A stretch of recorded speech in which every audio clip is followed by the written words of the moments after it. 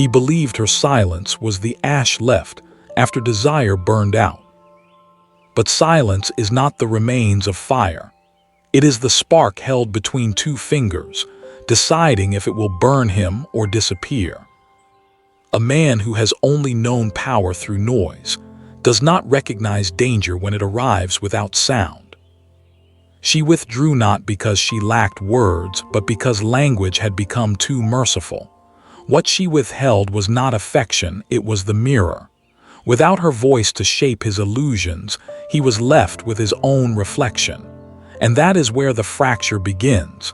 He called it distance. It was disarmament. A woman like this does not announce her departure. She retracts her energy the way the tide leaves a shore, quietly, decisively, without apology.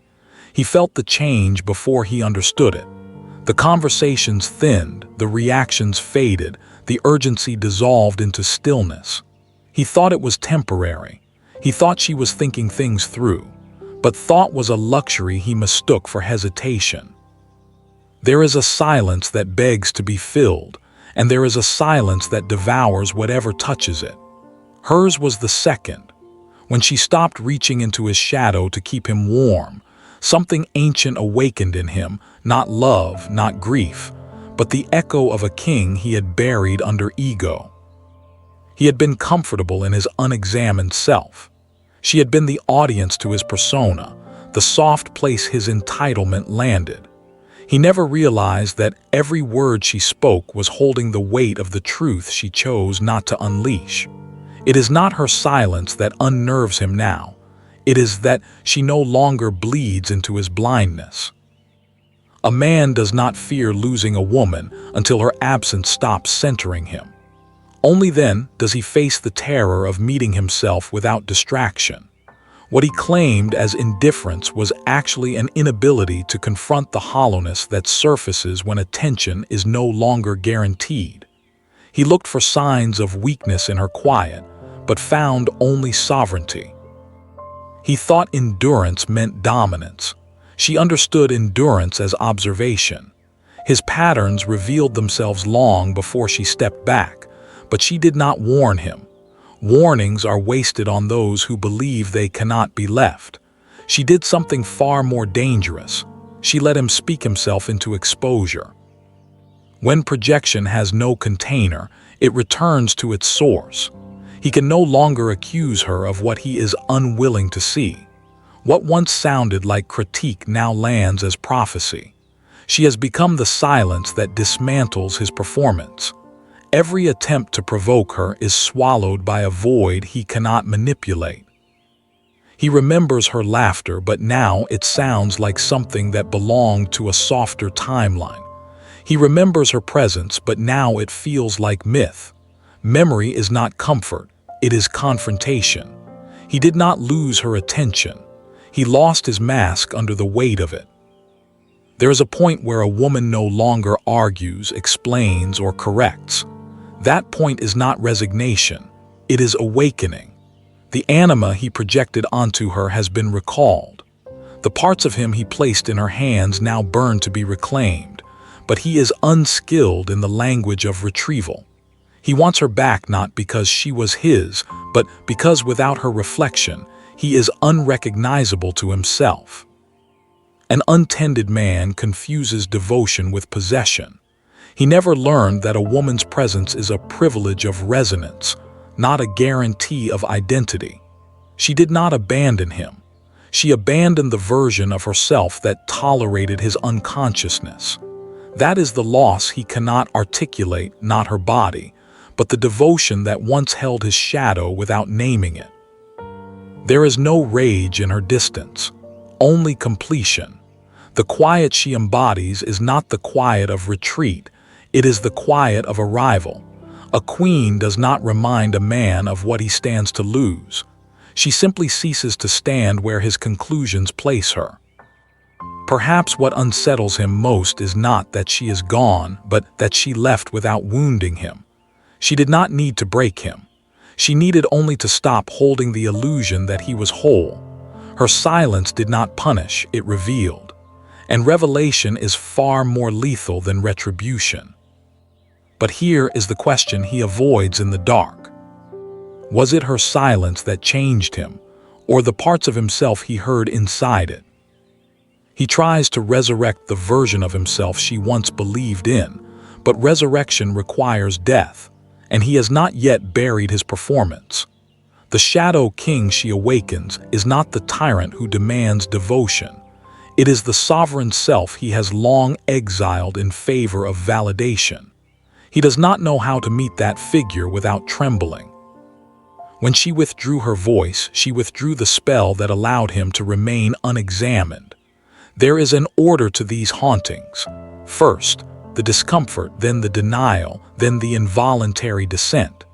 He is not falling out of love, he is falling out of illusion. And illusion is the womb of his former power. A woman's gaze can be a cradle or a crucible.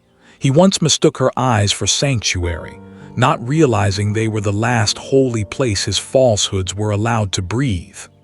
Now those eyes are closed to him, and the darkness he enters is not hers, it is his own. He reaches for her name in memory the way a drowning man reaches for air. But names are powerless without presence, and presence cannot be summoned by longing alone. It is not the loss of her that dissolves him, it is the loss of the reflection she once granted him. Without it, he is faced with the raw material of selfhood, still uncarved. Men like him often believe they want to be seen. What they actually crave is to be adored in their disguise. She saw through the disguise long before he suspected. Yet she did not unmask him. She simply stopped pretending not to notice. Truth is never as loud as ego imagines. Sometimes it enters like a slow-moving winter, quiet enough to be ignored until the world is already changed. He tells himself she is testing him, that her silence is a calculation crafted for reaction. But queens do not test, they choose. And once they stop choosing you, every version of yourself built on being chosen begins to rot. He is not angry at her distance. He is terrified that she no longer remembers the story in which he was central. Projection has a taste, metallic, thick, and ancient. He used it to paint her as ungrateful, cold, unreachable. But without her participation, the paint slides back onto his own skin. He calls her withdrawn, when in truth she has only stepped out of the dream he constructed. And dreams do not die gently when their dreamer is still clinging to the script. The psyche has its own justice. The anima he burdened her with claws its way back into him, no longer disguised as romance. What he romanticized was not her depth. It was the comfort of using her depth to avoid his own. Now that she has reclaimed her inner world, he is left with the hollow corridors of his psyche, where every locked door leads to a king in exile. There is a silence a woman keeps when she knows a man is not brave enough to meet himself. It is not a rejection of him, but of the sleep he calls love. She watched him cling to certainty while fearing truth. She watched him speak of fate but run from consequence. And when she finally walked away from that theater, the echo left behind was not applause, it was reckoning. He will tell others she abandoned him without explanation. He will rewrite the myth to fit his comfort. But narrative is not redemption, and every lie he tells of her will carve deeper into the parts of him she once illuminated. They will think she was heartless. They will not know she was once his silence, his sanctuary, his mirror, until he mistook reflection for possession. But what happens when the mirror refuses to hold the mask? A man unready to face his shadow calls a woman's distance cruelty. He forgets that she was once the only witness who saw the king beneath his armor of performance. The tragedy is not that she left. It is that he never met the version of himself her love once summoned.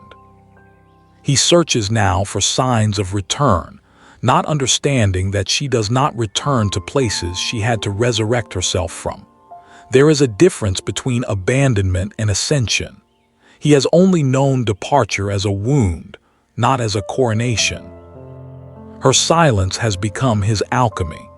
Every unanswered message, every undisturbed boundary, every echo of her absence becomes a hammer to the shell he once called identity.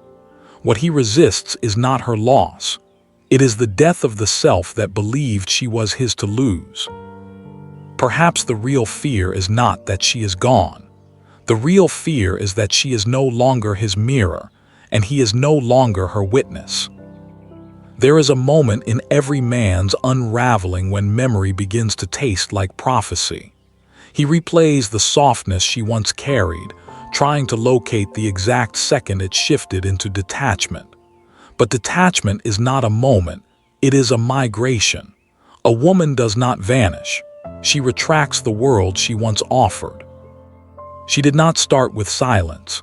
She started with understanding, with leniency disguised as patience, with hope that shadow could be summoned without war. But shadow does not rise through comfort. It rises through loss.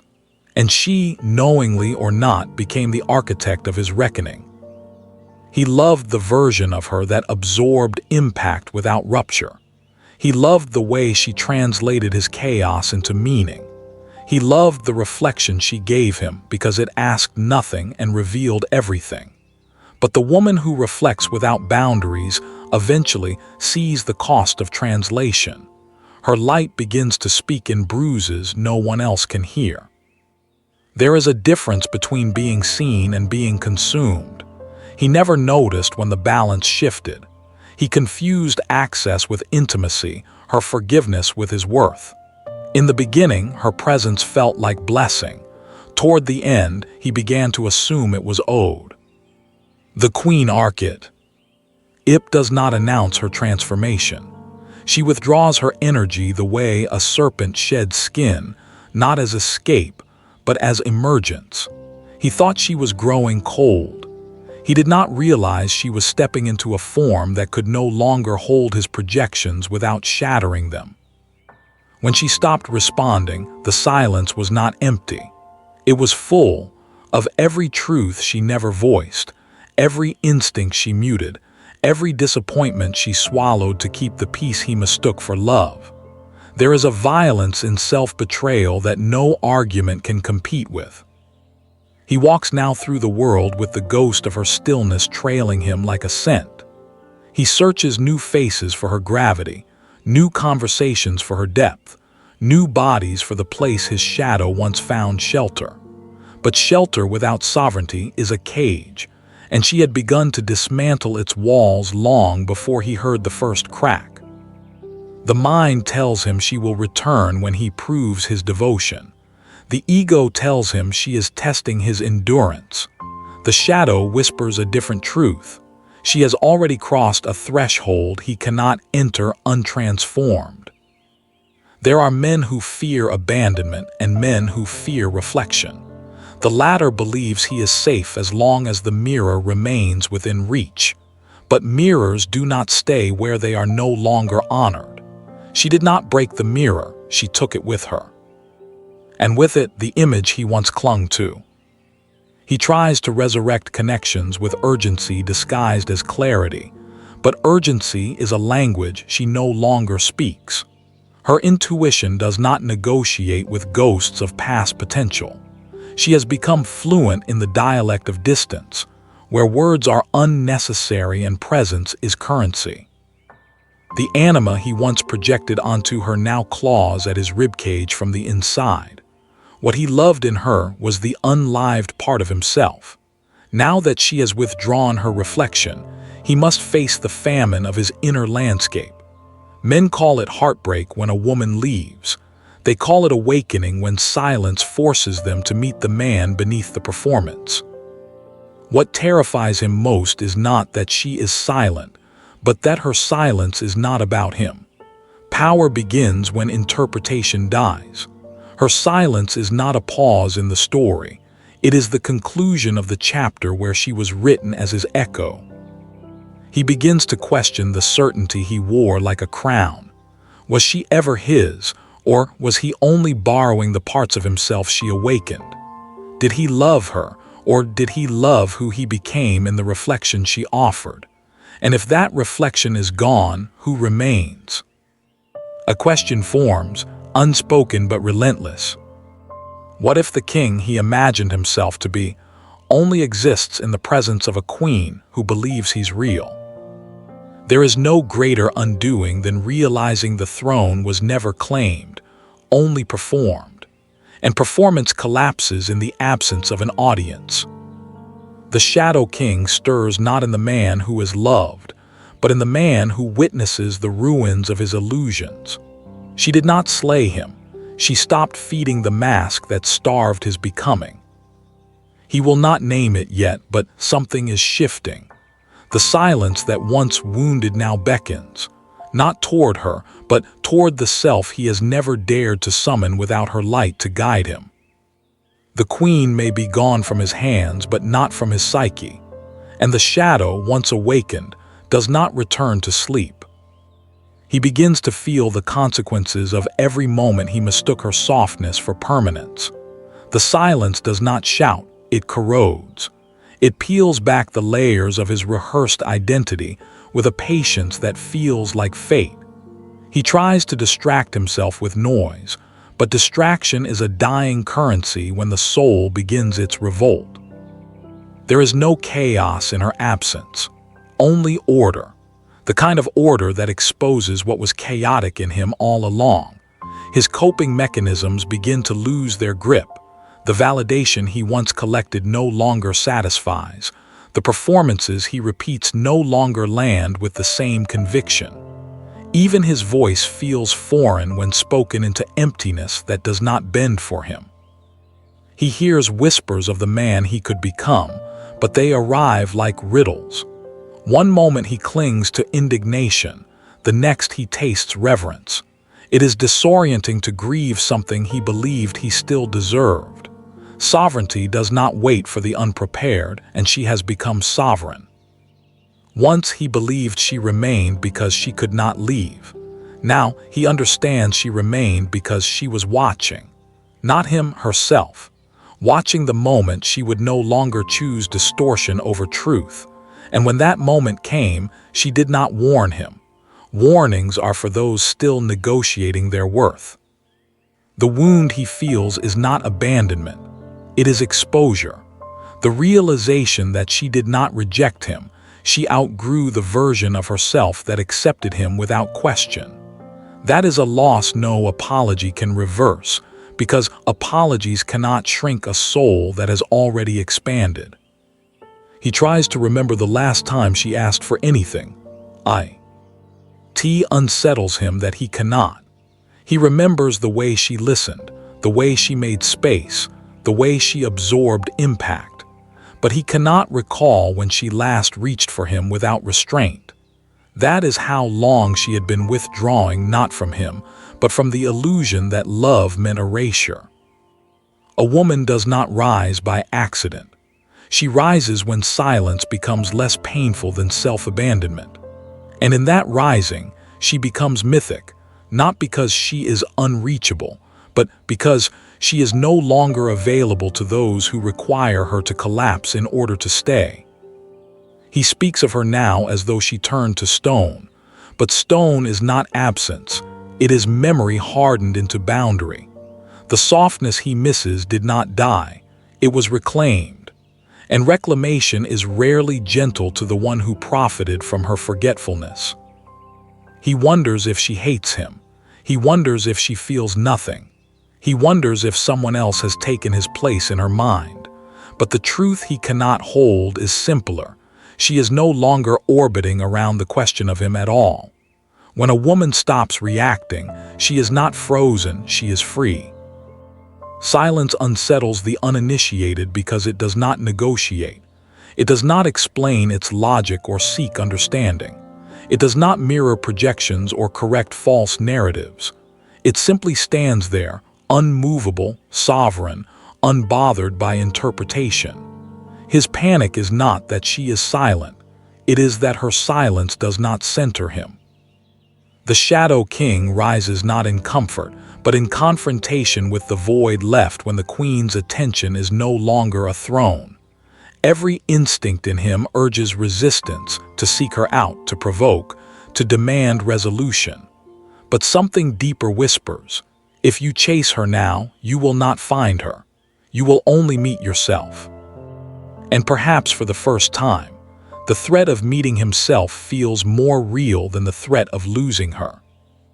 But what if loss is not the punishment, but the initiation? There are nights when he wakes with her name buried in his throat like a confession, not because he wants to return, but because her absence has become the only language his soul understands. The echo of her withdrawal is the only sound loud enough to drown the lies he once lived by. She does not know this. She does not need to. Transformation is rarely witnessed by the one who sparked it. Queens do not wait to see who a man becomes after they depart. They leave because departure is the crown. And only in the hollow she leaves behind does a man confront whether the king he claimed to be was ever truly born, or merely imagined in her light. There comes a point when reflection stops being an act of longing and becomes an autopsy. He sifts through the memories not to resurrect what was lost, but to understand why he believed it unbreakable. The silence she left behind sharpens every recollection. What once felt romantic now reveals itself as imbalance, a devotion she bled for, and he consumed without question. He remembers how she looked at him not with admiration but with recognition. He confused the two because he had never been seen without decoration. Recognition is rare. It does not praise, it reveals. It does not comfort, it summons. It does not protect ego, it dissolves it. And that is why her gaze unsettles him even in absence. It was the only place he was ever honest. The Shadow King does not awaken in the warmth of devotion. He awakens in the wreckage of entitlement. She did not break him.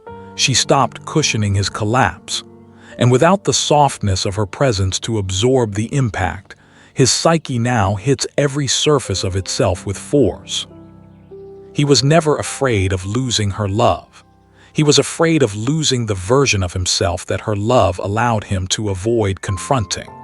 There is no agony in missing a woman you believed you owned. The agony is realizing she was never yours, only the mirror of the man you refused to become. He tries to silence the tremor rising in his chest, but silence has turned against him. What once served as escape has now become exposure.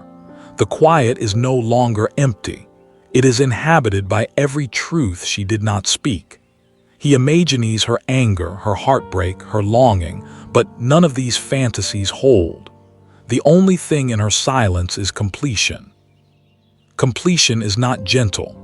It does not ask how you feel when it arrives. It does not care if you are ready.